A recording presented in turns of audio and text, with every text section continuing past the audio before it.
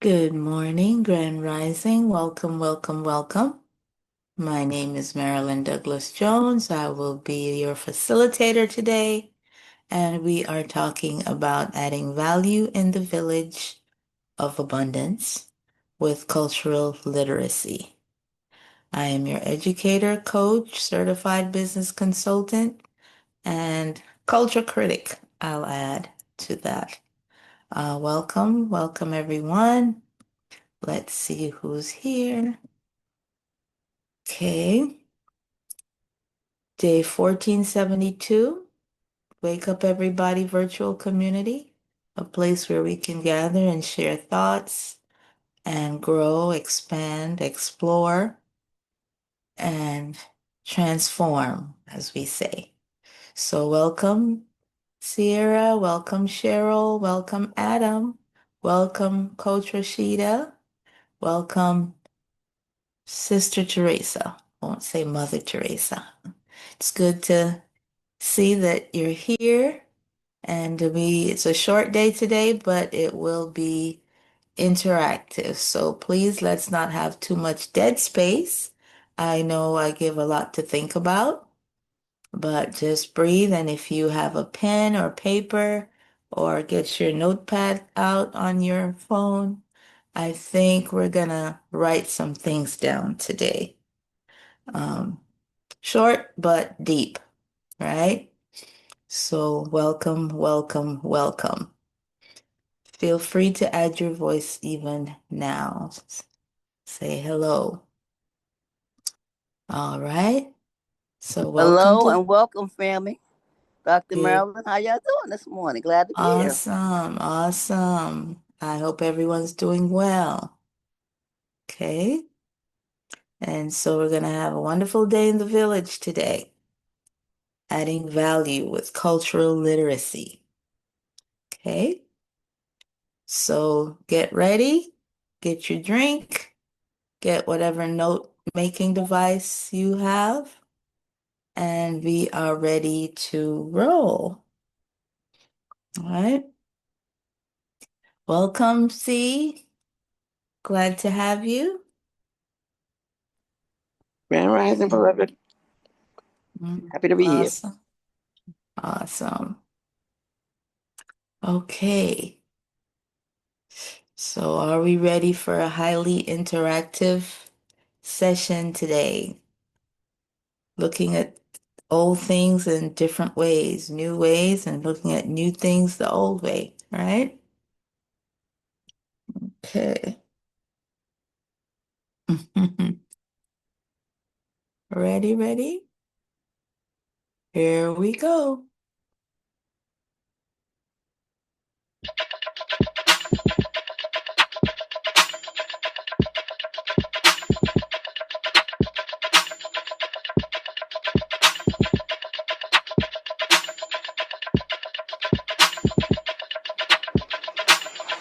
Wake up, everybody. It's time to get up. Wake up, everybody. It's time to get up. Stay woke, stay woke, stay woke. It's time to get up. Stay woke, stay woke, stay woke.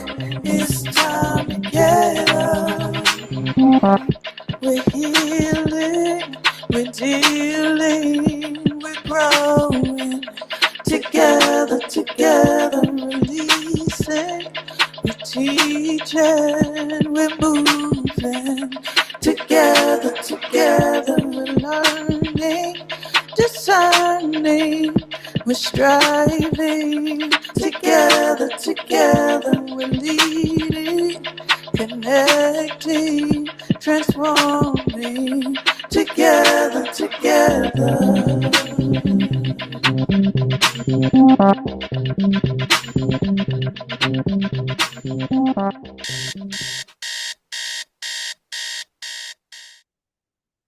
Good morning, good morning, good morning. Welcome everybody to our Wake Up community. And today we are talking about cultural literacy. I'm sure you've heard of financial literacy since that's what I do, or legal literacy. And today we are talking about cultural literacy, how to adjust in the village. So, what is cultural literacy? According to Ed Hirsch, and I will put his name in the chat, Ed, we can spell, but Hirsch, we have to remember the S, right? He wrote a book called Cultural Literacy. And of course, in our oral tradition, we know about culture and literacy because we're orally literate people. We can express ourselves very well um, through body language and all kinds of language, right?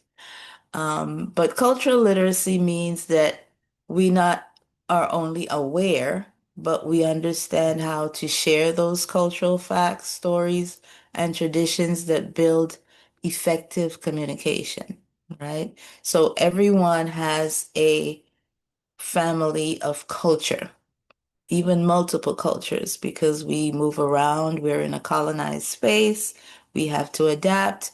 But in our ancient traditions, we started out as the people of culture, right? And I've mentioned in the past that culture comes out of agriculture. Okay, even astronomy. We need to know when to plant. We need to understand the seasons. So it's a routine of beliefs and patterns of thought, right? And it's very important in society because it allows us to participate fully and communicate effectively within our communities and even across communities. Okay, and so we can move on to the next slide.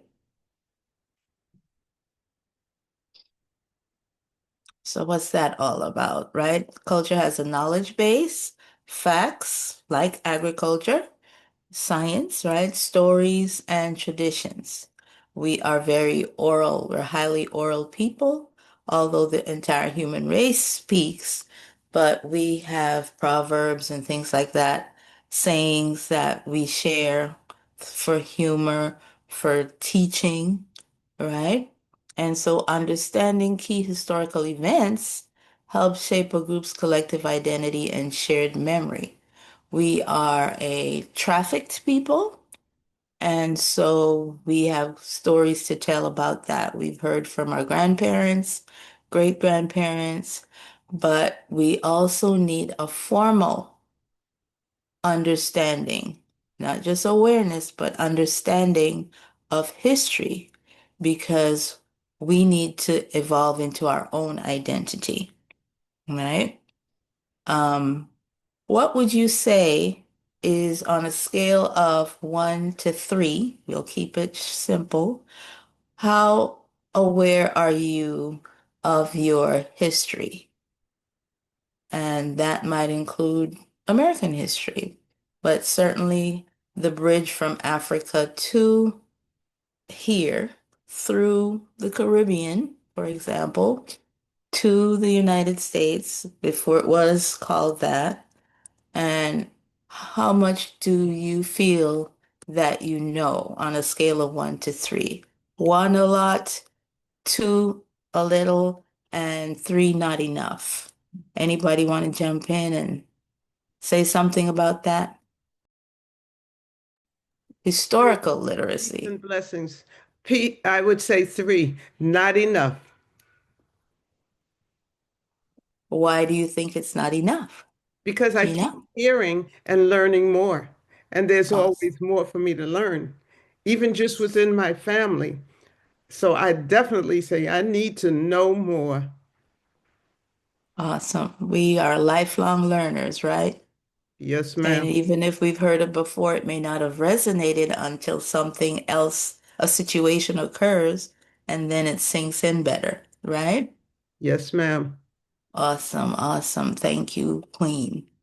All right. And then, of course, literature and folklore. We were a reading people. We weren't just oral. They're still finding manuscripts and discovering things that we have written that actually cover everything that we may ever learn in terms of the basics, right? From religious texts to scientific texts, even to technology texts. And so that's what Timbuktu is all about.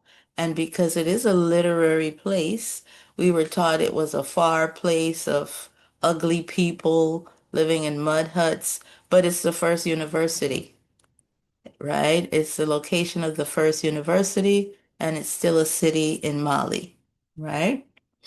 And so stories and folklore, right, could be legends. They don't have to be fact, but they tell a lesson, which makes it spiritual, right? They convey those cultural values and preserve traditions across generations, right? If you have watched Roots, for example, when the baby was born, what happened?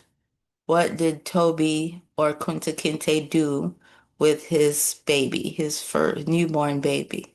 Do you remember?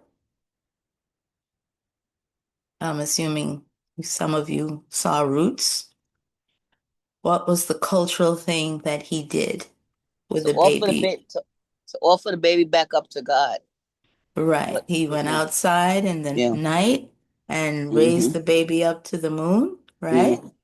That's an important thing. You're grounding the child in faith at that point. Imani, as they say in Kwanzaa, right? And so, what are some traditions from your family? It doesn't even have to be from Africa, but it might be and you don't realize it. What are some family traditions that you have? Teresa had her hand up, I think, for the other question, but Teresa, do you want to share for this one? Well, one of the things that we used to do, we used to have like family gatherings. Me and my sister Mm-hmm. was talking about how we can get back to doing that again. Because when we did the family gathering, it seemed like it drew our family much more closer together. And that's Mm-hmm. missing, the closest of the family because we get together and cook and, just laugh and have fun. And so I just feel Mm-hmm. like, that's something that's missing. Then we always look Okay. out for the elders too. Like, we Mm-hmm. make sure that the grandparents and stuff, and that's missing definitely. Mm-hmm. I'm complete. Okay. And you said you got together and cooked, which means it wasn't your typical KFC or Oh no. some Mm-mm. other day. There were No, we used to have traditions, fried right? fish. We used to have It, fried fish yes. things.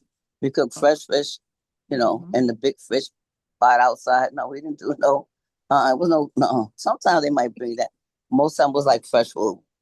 Right. Mhm. Yeah. And so, yes, so the cooking is a cultural tradition. We get together and we cook foods that they were so good, they said it's slave food, but it's good food. It's the food from the ground, food from the earth, right? And we might even say grace together, hold hands, sing old songs, um, play games, right? And the same game you may have played last year, you play again this year, especially those icebreakers to get to know who the new children are, for example, right? Cheryl says we whisper the name and praising of the Creator into the ear of our newborns. Yes. And the names we pick. We have a trend sometimes in some areas where people combine the name of the father and the mother into a new name, and that makes that child unique at school, for example. And then at one point we went through a Lala era where the person's name, Latanya, Latasha, that's culture, right? And so those are practices and rituals that are widely recognized as ours, right? It gives us strength. It tries to secure our resiliency, for example, and it certainly gives us a sense of belonging and identity. Okay? So do you know of an old story, a favorite story that you were told as a child? Um, like me from the Caribbean, Anansi is very popular, the Anansi the spider stories. And of course, that came straight out of Africa through Ghana and then to the Caribbean. And some cultures, Black cultures in the US, be it the East or the South, they have that too. But what are some cultural things that we do, activities and stories? You're in New York, most of you, am I correct?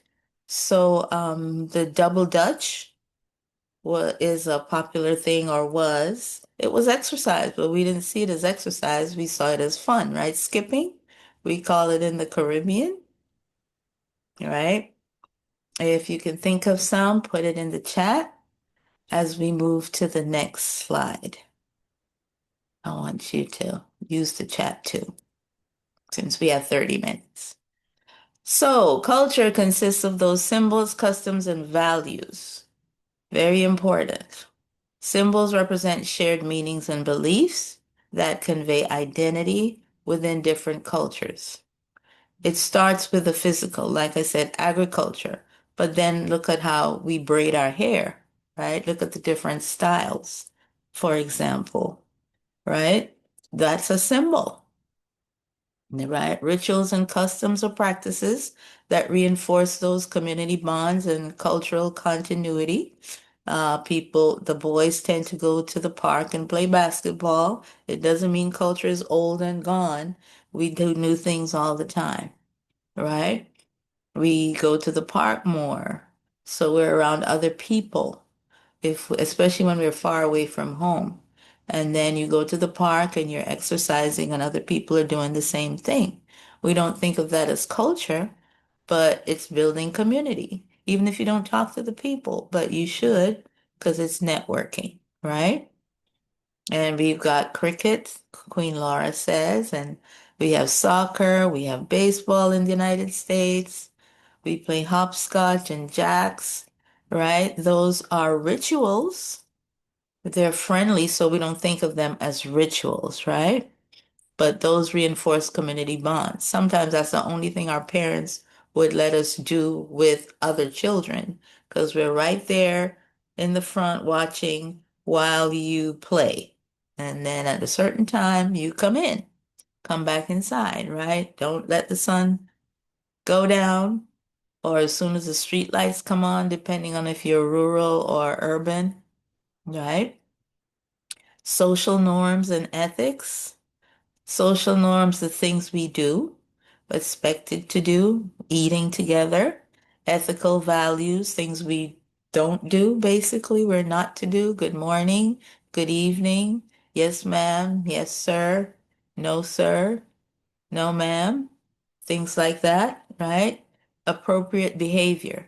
So it's not just because in my house I want to be treated like the queen, right? It's when you go on the street, people will see you as a polite person and are not running away from you if they know you, right? So it fosters respectful communication, right? In the military, they salute, right? And so we train our children from early so that they have these norms, that they become norms. And then we have certain values that we teach to guide them to learn what is appropriate, right? What are some things that do you remember they say children should be seen and not heard, right? And so, and also they would not discuss business and adult things, so to speak, in front of the children, right? You might hear rumblings at night in their bedroom when they're talking finances or something, but that was not necessarily what happened around the kitchen table, right? It was something that happened in private to shield us, to protect us. We weren't ready for that yet. If you're not going to be able to contribute some money, why do you need to know about it? That's probably one of the ideas, right? And then yeah, braiding your hair, you sit between the legs of the braider. The person's on the chair, you're on the floor, or at the beauty shop, they're standing up and you're in the chair, right? We've got funeral ceremonies, right? Stay out of grown folks' business. Yes, yes. So, next slide.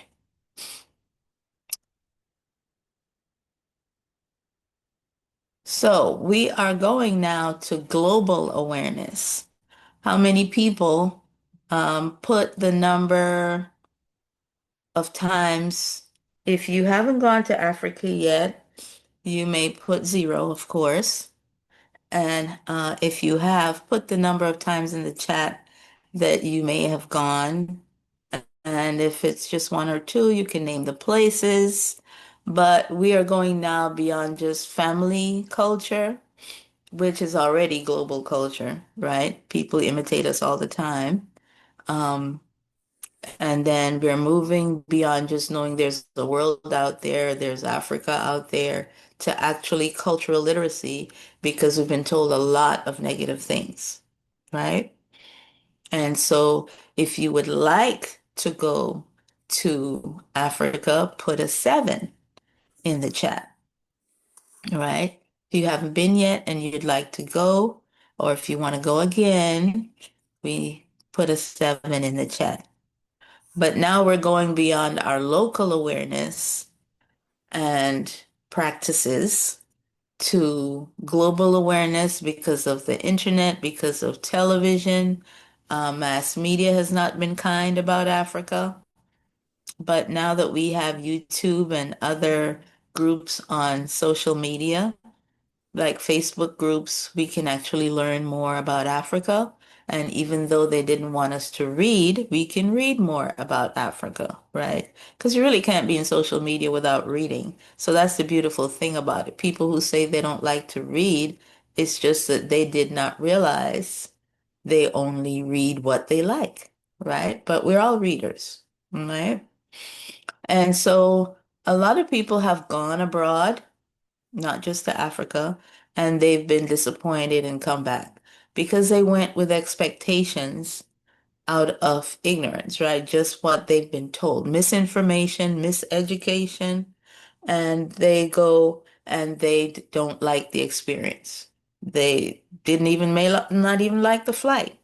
And so, depending on our emotional preparedness, it may not be the best experience. So here we are with this slide to make it the best experience possible. We need to plan carefully when and where to go. It means you have to do some research to find out the seasons are different, right? Because we're crossing a divide, a geographical climatic divide. So check what happens during the time of the month that you want to go, the time of the year, right? Plan your vacation carefully. And then where do you go? If you are going looking for a connection, you may want to not be science averse and take a DNA test, right? You may have been told where you came from originally, where your ancestors came from, but a DNA test will confirm it.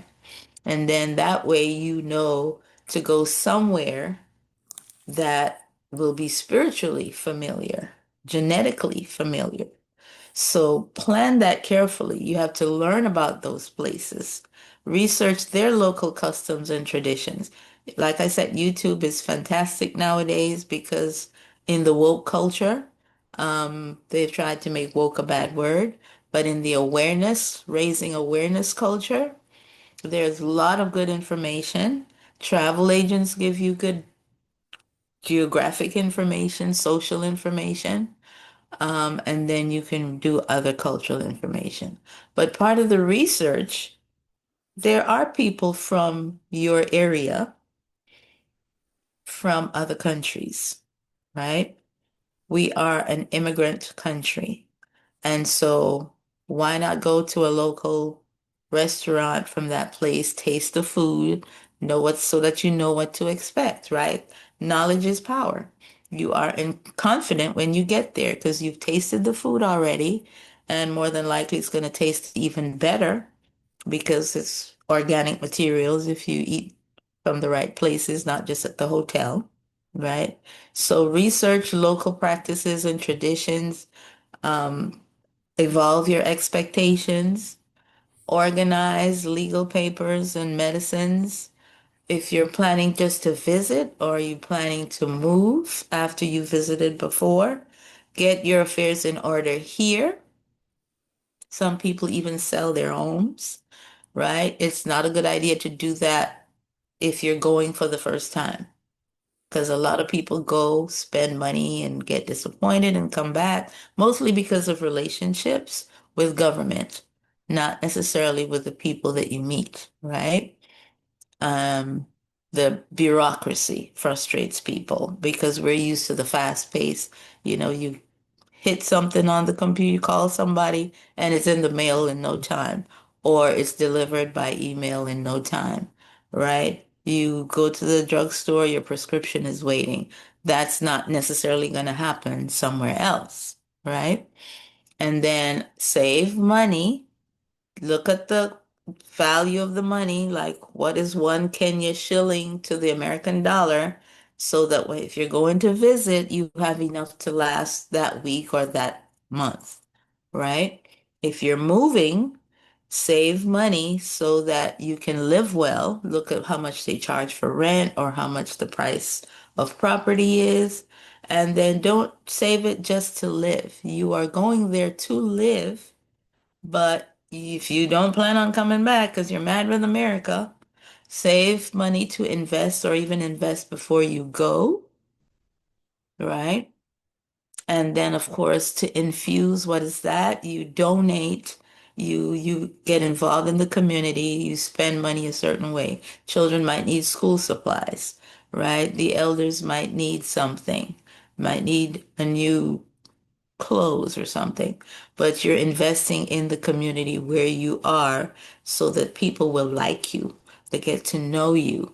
It's a form of networking, and it's a form of ingratiating yourself. So you're infusing. So you're not just saving to go and survive. You want to live well. So you invest so that your money keeps working for you. And it's a great time to invest in Africa, but you can invest before you go. A lot of people are going at a later age. And so you need to be comfortable. You need at least 20 times your income to be comfortable, right? And then, of course, to infuse, especially contributing to children. If you're a nurse and you've retired, you can help them blood pressure, get a blood pressure monitor, donate an incubator to the local hospital, something like that. Okay? Learn a major language. Find out what the languages are before you go. Most people in Africa speak either English or French on the West Coast, and going further in, the Angolans speak Portuguese, right? And so English is the language of business around the world. We've imposed that from the British did it, and now America expects it. So that's not enough though. If you really want to connect with your people, learn maybe the major language, or if you can find the tribe, connect with that language. You'd be surprised how that makes you feel. That way you can communicate directly with confidence, and you're more secure that way. You handle your business yourself, right? You know what's really going on in the conversation, right? And so if you do all that, you'll enjoy this sustained sense of belonging. Do not keep yourself apart. Of course, when you go at first, you're an observer to learn even more, but you've done the job to learn before you go, so that when you get there, it's not a total shock. This culture shock thing is because we don't have those friends here sometimes, or we haven't explored our own environment where immigrants live. Of course, it's easier to do in New York, but do you have a friend from the place you're planning to go? Have you met some people? Have you gone to their religious place of worship, right?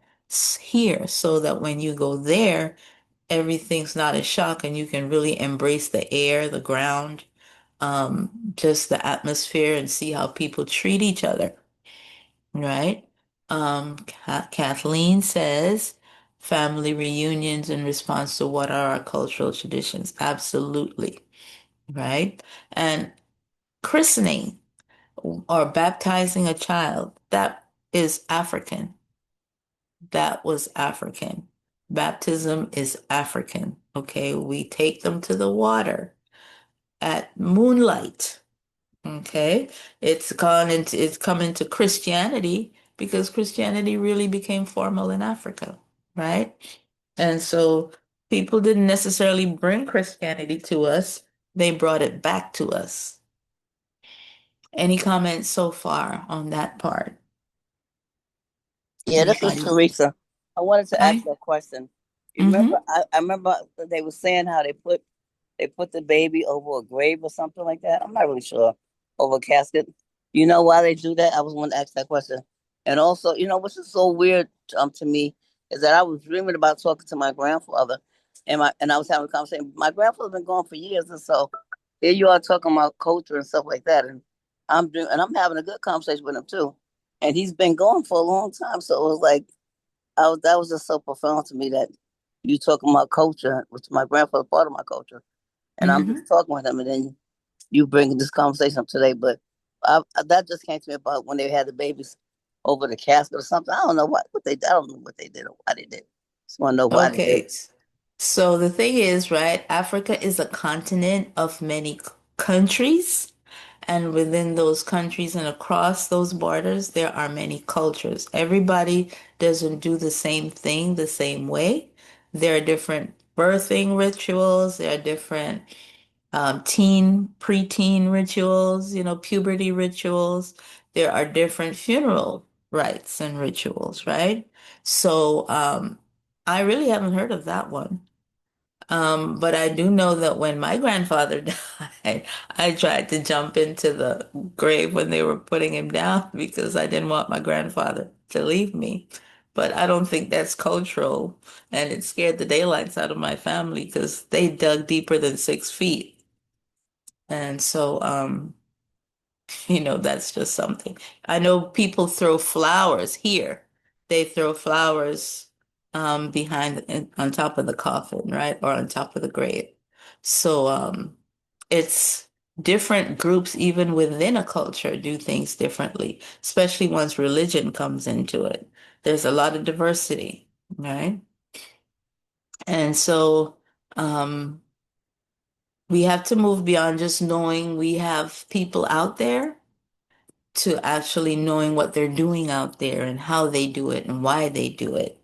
So that again, that resilience is built, that confidence is built, that you know what you're doing, you know where you're going, and there's always something new to learn, but you're familiar, at least you're aware, and you're able to understand how to apply these things, right? A lot of people are uncomfortable with bartering. You go to the Mexican border and you're shopping, or you go deep into Mexico and you're shopping, and you can barter. If you go with the first price, you're going to pay too much. And so you have to negotiate. But then if you don't know Spanish, you're going to have a rough time. But at least learn your numbers, right? When I was teaching Spanish in college, I took my students to the Laredo, and the ones who went, like this is like the first 6 weeks of school. So by then they knew their numbers. They knew how to say hello and things like that. And they went to the and they had a grand time. Um, but the numbers, right? And I'm like, if you can't say it in Spanish, you can't buy it. And so some things they really wanted, so they tried to remember those numbers, right? And the vendors would actually laugh at them and they were shocked that they spoke Spanish, but it wasn't that they were fluent. It's just that they knew what they needed to know to go shopping, right? Have you had any humorous experiences with culture when you've met someone or gone somewhere? A humorous one, not a negative one, right? Think of that. Okay, what do you think about and remember and laugh about? And sometimes it may not be funny in the moment, but when you reflect on it, it brings you joy, right? So it's something to internalize. It's not just you're not a spectator, you're not a trespasser. You are a human being interacting with family. Okay? Paula has her hand raised. Okay. Grand Yes. Rising. Grand Rising. Hey, Queen, thank you so much for this conversation. I want to thank Teresa for her question because I had that experience when my father died I was 6 years old. And shortly after, they took me to his home and swung me over, well, myself and my brother, over the dead body. And I, questioned that and was told that it was for the protection from his spirit. So, anyway, I want to answer your question about culture and humor. I'd gone to Panama, used to go to Panama to shop on the free zone. And once I went into a store and I saw this merchant had all these hats and t-shirts with all these expletives from Jamaica. And I was like, what? No, no, no. And he was called me in his office to explain to him the meaning, what was behind these words. And I was so ashamed to explain.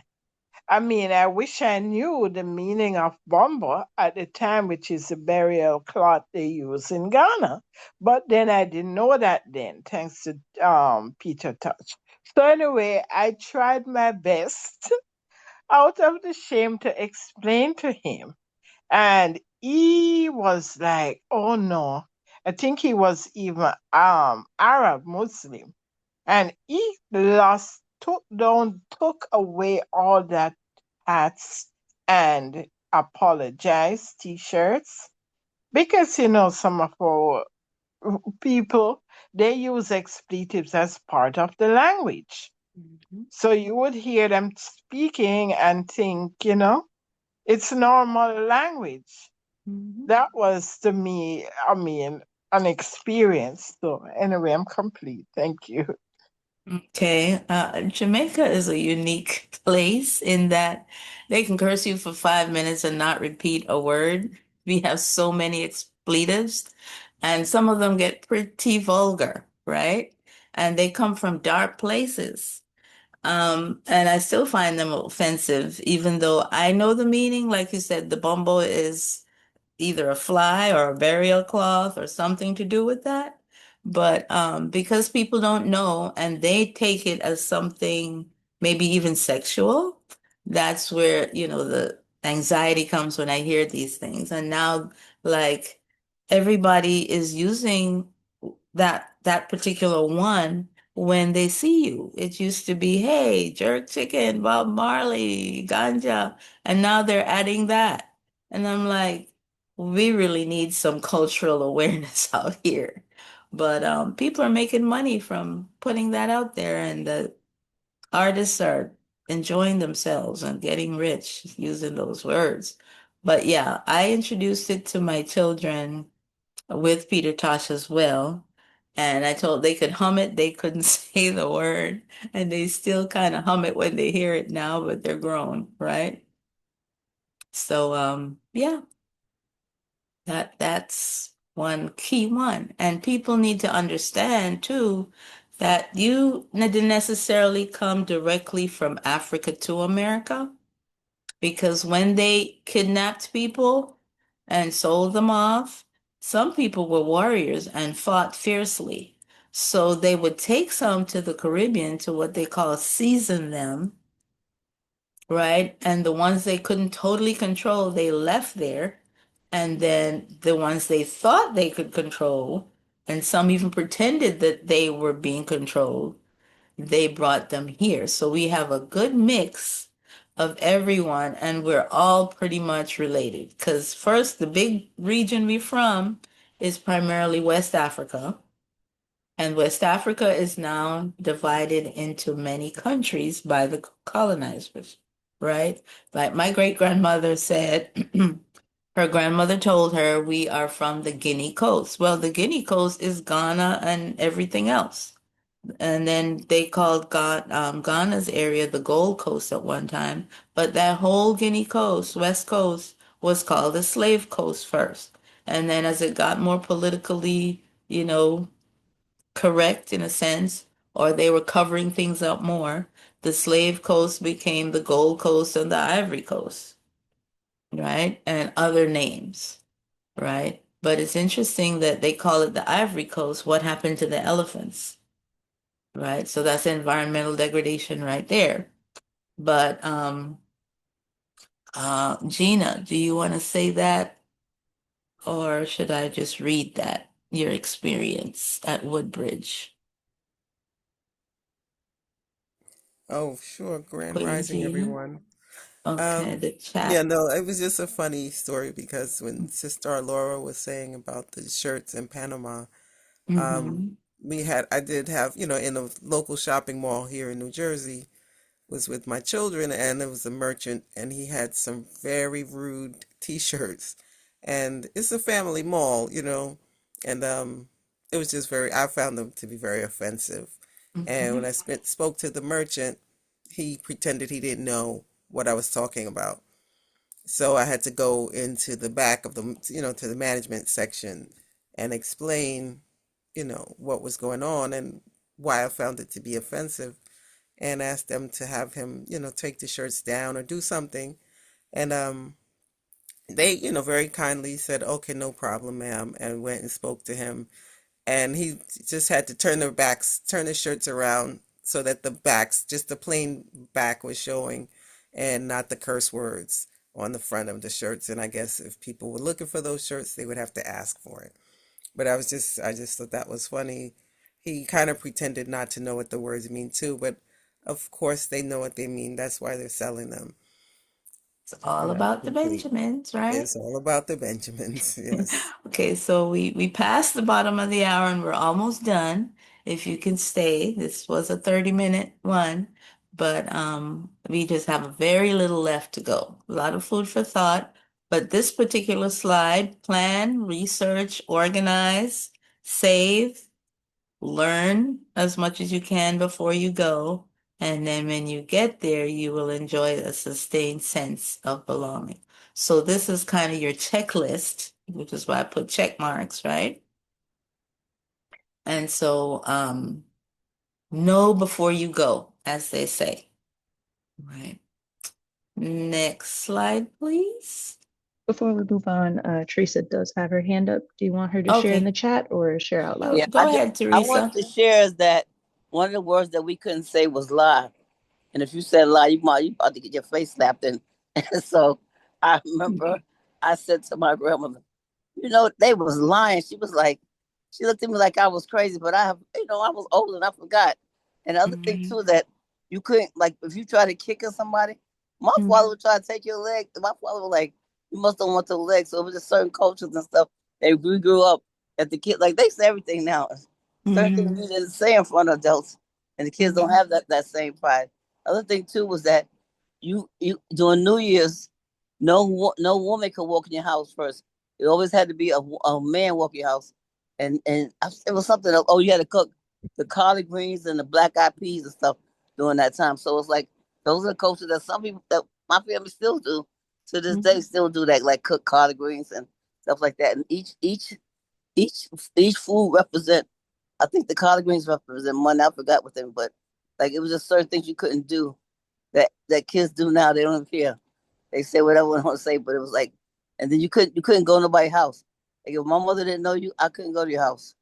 So like it was a certain culture that to me, it brings some of that back. Cause now anybody go to anybody's house, it's like you ain't gotta know about the parents. You gotta know them, but you just go to people's house. And to me, that's weird. It's still weird to me. And look what gets exported first, too. I'll come back to the line, but before I forget again, even the American cuss words are on shirts now, right? And sometimes it's hard. They have to beep out so much, but they're not even bleeping them out anymore, right? But yeah, lie, children couldn't really use that word. You have to say that's not true. In the Bahamas, they say that's a story. They don't say you lie because it's offensive, right? And don't call somebody a liar, right? So, and Sister Laura says Jamaica was the prison for the Africans who resisted enslavement because it was further away from the other islands in the Caribbean. The men were inhumanely and horribly treated to break them in, thus the word seasoning. Yes, seriously inhumanely treated. Okay, next slide, please. So it's important to share these cultural references. The shared cultural references we have are very important. They ground us in who we are. When you know what I know, it facilitates mutual understanding, creates a common ground for us to understand each other's perspectives eventually, because certain words you say mean something different depending on the context, right? And if we understand as many contexts as possible, then we will communicate better, avoid misunderstanding as much as possible. So, having a shared cultural knowledge helps minimize that misunderstanding. And sometimes it's harder in a professional environment because we're supposedly minority and people say things and they might even know that those things should not be said, but the gaslighting and all of that. But once we understand, sometimes I come back with something, and it's something that their inner circle use for each other. So they're offended, but then they can't come back again to me, right? But shared cultural references foster social cohesion. We're all on the same page. We have a common framework, and that strengthens our bonds and promotes harmony with diverse communities. Okay. Do you want to say anything about that? And that's where segregation has its downfalls, right? Because we weren't all doing the same thing at the same place in a new place. And that's the opposite actually in the Caribbean, where people mixed more, right? Or they didn't make a big deal out of mixing.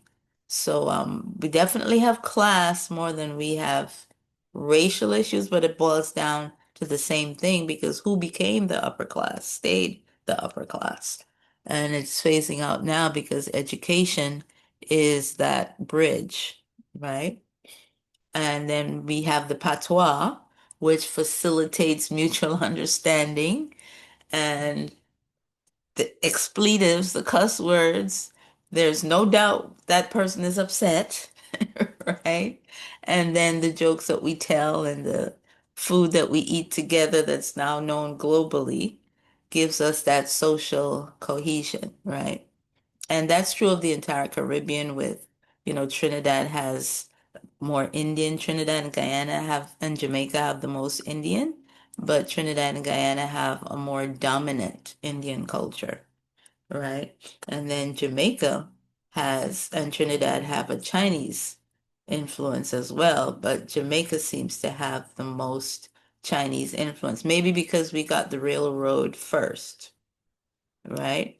And so rice is a big deal in the Caribbean because of the Chinese heritage and some African heritage. And the rice in the Gullah area is more directly from Africa than the rice in the Caribbean. And then Guyanese has that Indian type rice, right? Anything you want to say about that? Have you had think throughout the week? Bring joy to yourself. Think of some funny miscommunications. The person was saying one thing, you took it one way, but they meant it another way, right? Think about the rituals you have when the seasons change. New Year's, Christmas, summer, what happens in the middle of June, or what do you do in August, things like that. And share those things with your children, right? And we say yesterday, day before yesterday, day after tomorrow, last week, week before last, and people say something different. Um, and it's interesting to hear Nigerians speak English. It's like, what? How come we both had British heritage and you talk like that? So it's interesting when you talk to people, even if you're not planning to go to Africa, or even if you're planning to go down south, you should know before you go. And if you're coming to the Caribbean, know one thing before you come to Jamaica as a tourist. Come open-minded and humble because Jamaicans see everybody as their equal. So if you want respect, please Respect a Jamaican even on the job, even on a $2 job, because they're not having it. Okay? That's where the warriors and the unruly people and the royal people were left behind. And a lot of times the slave owners or the plantation owners, I'll say, would leave them in charge because they couldn't handle the weather.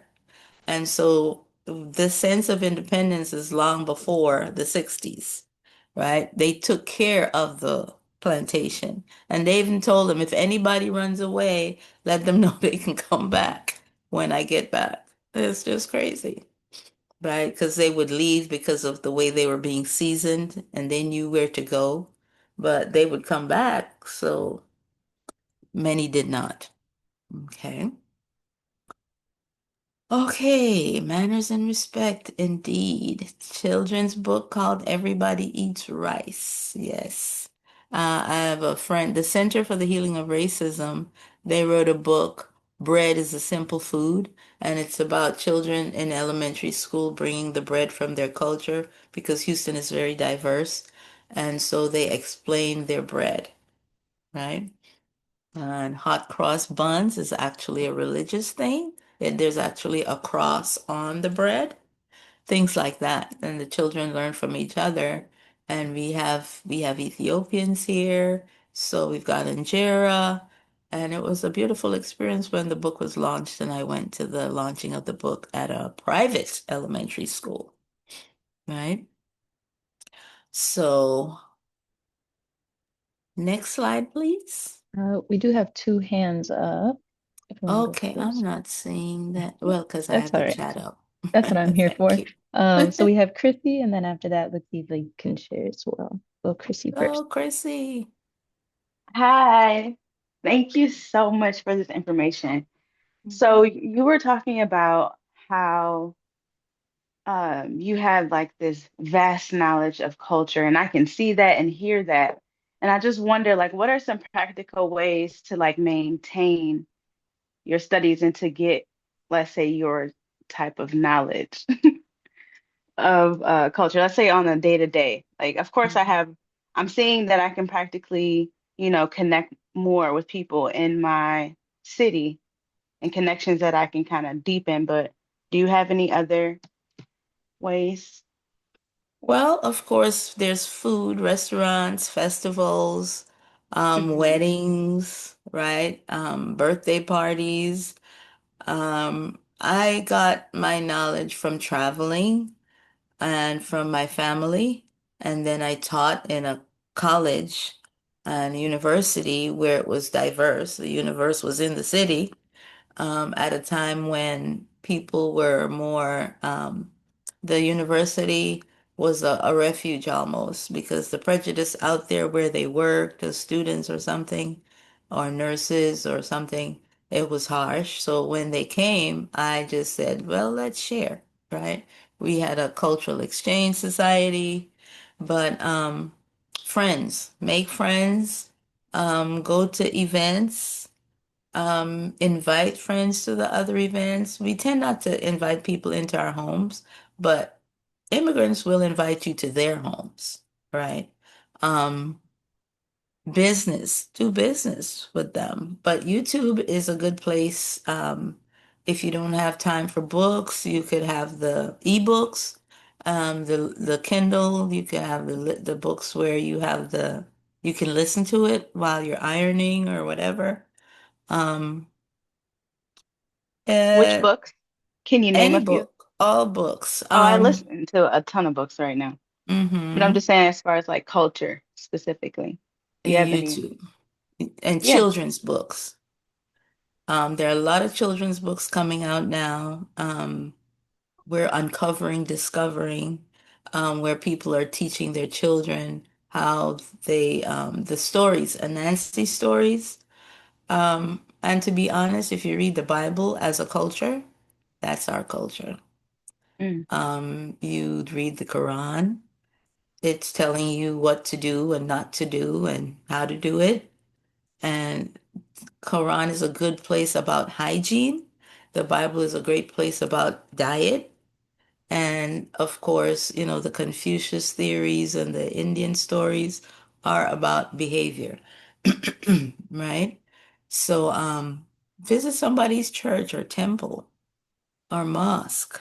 But festivals are a quick run through, and YouTube now has a lot of facts and news about what's happening in Africa that we need to be aware of. Like there was an article where this woman went to a country in Africa. She did not realize that it was unstable. And when she visited the rural part, there was a raid and she got caught up in the raid. But when she opened her mouth and an American accent came out, they left her like they ran away from her because they didn't want, the consequences of that from the American side. But of course, we know that um, they don't come in to rescue us, right? Jesse Jackson was the first to get them to go rescue some Black prisoners of war that were actually even military. And they got them to release the prisoners back in the day, right? But make friends. Go to their events, not just our makeup culturally, multicultural events. Um, Take a friend with you if you don't have a friend from there, but go to discover, right? All right. We were chosen. Don't think of it just as slavery anymore. We were chosen to come around the world to build civilization and to go back and fetch what we lost, but also to bring our strengths. Okay.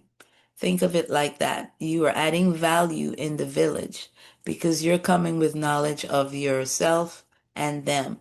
And you're going there to learn more about yourself and them. And then it becomes we, right? So that mutual understanding, that Ubuntu, that everything. Okay. I hope I answered your question. Did we have another hand? I can't see.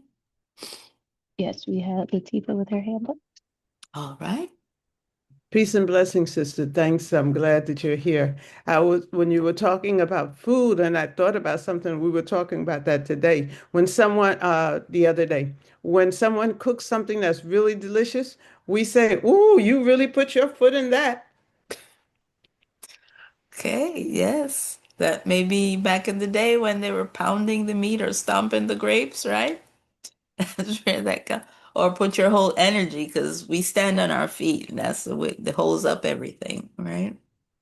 Awesome, awesome. Okay, anyone else's hand up? We can go to the next thing. This was kind of our summary, right? Why we need to do that. And I'm going to play a song. You're familiar with Sweet Honey in the Rock as we go out. And have a blessed week. And think about these things and get your checklist together. Maybe we can go together.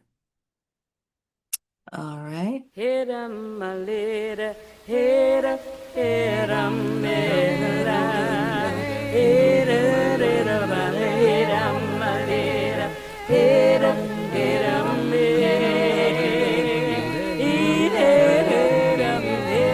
a little, hit 'em, hit 'em,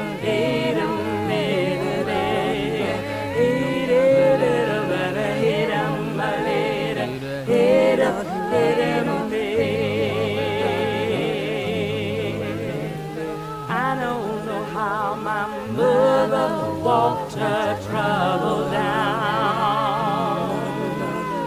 I don't know how my father stood his ground. I don't know how my people survived slavery. I do remember, that's why I believe. I don't know why the rivers overflow their veins. I don't know why the snow falls and covers the ground. I don't know the land every now and then. Standing in a rainstorm, I believe. I don't know why the angels woke me up this morning soon. I don't know why the blood still runs through my veins. I don't know how I rate to run another day. I am here still running, I believe. Hit him, my little, hit him,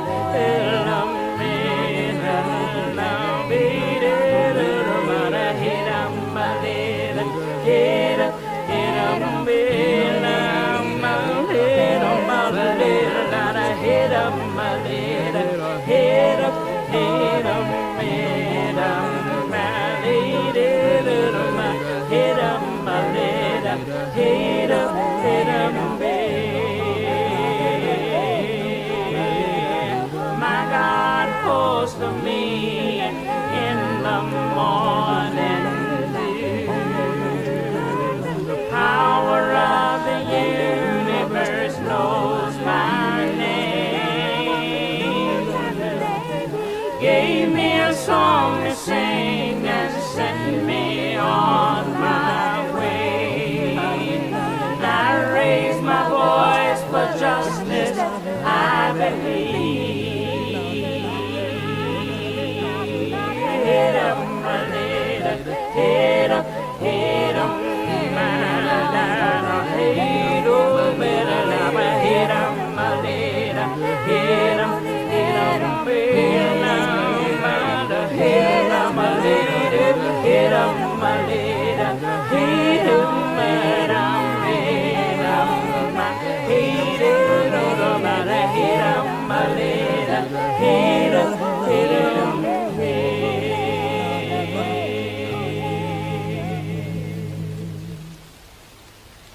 Awesome. Thank you so much for staying and have a great week. Special offer, of course, complimentary financial coaching, and everyone is eligible. It's not just one person. I think the people who have taken advantage of that have actually learned something. And you can call me anytime, text me your number, text me your email, and I will send you the link. And if you actually take the first one, then you'll get the workbook as well. So please take advantage of that because you need to know how to manage your money before you go. And that way you know how to plan when you're going, right?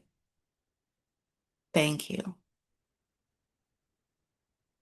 And that's the number where you can text me your email, or there's my email where you can include your number so that you get access to the link. And then Instagram Caribbean Impact is more general, but it does have current issues in the Caribbean and the world. Okay. Random stuff. Okay. All right. Thank you so much, Professor Marilyn, for yet another beautiful session. We always appreciate all the time that you volunteer to do these sessions. You do them quite frequently. And I myself, I don't even make it to all of them, but every one I do make it to, I always learn something new, either from you or the shares.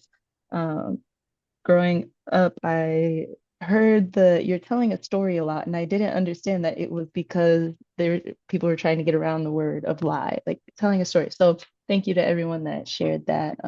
Definitely clears up a few things. Thank you. For those that are always in this space, you are aware that we do love offerings and donations. This space is completely volunteer run. The money goes into keeping the tech side alive, so that we can continue to meet in this space on Zoom, as well as do the automated text and things like that. So if you are in the space where you are able to give a monthly love offering, There will be links dropped in the chat. You can set it up for $25 a month, $50 a month, $75 a month, or $100 a month. And this would be automatic. You set it up the one time and then you kind of forget about it. There are other days where we share a Cash App link as well if you aren't able to do on a monthly basis. But we appreciate if you're able.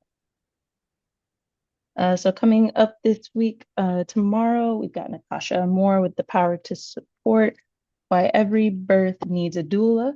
Doula care is definitely something that is a big topic right now and something that's needed, especially with the maternal health crisis, especially in Black communities. So this is something that especially hits home for you or would help in your career field. Please come check her out. And then on Wednesday, we've got Crazy Love, It's All of Us, but with Giselle Nix Leroy and Kiera Nelson. Apologies if those were mispronounced. But you can come and hear them pronounce it correctly on Wednesday. So if you have some time, please join us or bring some friends. We want to thank the new. Sarah, I'm sorry to interrupt, but it looks like the dates are reversed for Natasha and Giselle. Okay. Tomorrow, Giselle is Tuesday, and Natasha is Wednesday. Perfect. See, this is why we love having Cheryl around. She keeps us in check. So swap those days if you're interested in coming. Thank you, Cheryl, for clarifying. So again, we just want to thank our new members. I don't know if I saw any unfamiliar names in the chat, but feel free to invite friends, family, anybody you know that's awake. They can join on Facebook Live as well, just to hear and join in the conversation. That's how you spread that cultural awareness. As Professor Marilyn was saying, the more you talk with people, the more community you build, the more you'll learn from the people around you. So if you're able to bring friends, please do. Here's our schedule for either yourself or if you're inviting others. On Sunday, Tuesday, and Thursday, we have our longer sessions. Those are 7 a.m. to 8:30 a.m. And this is Eastern Standard Time. So just as needed.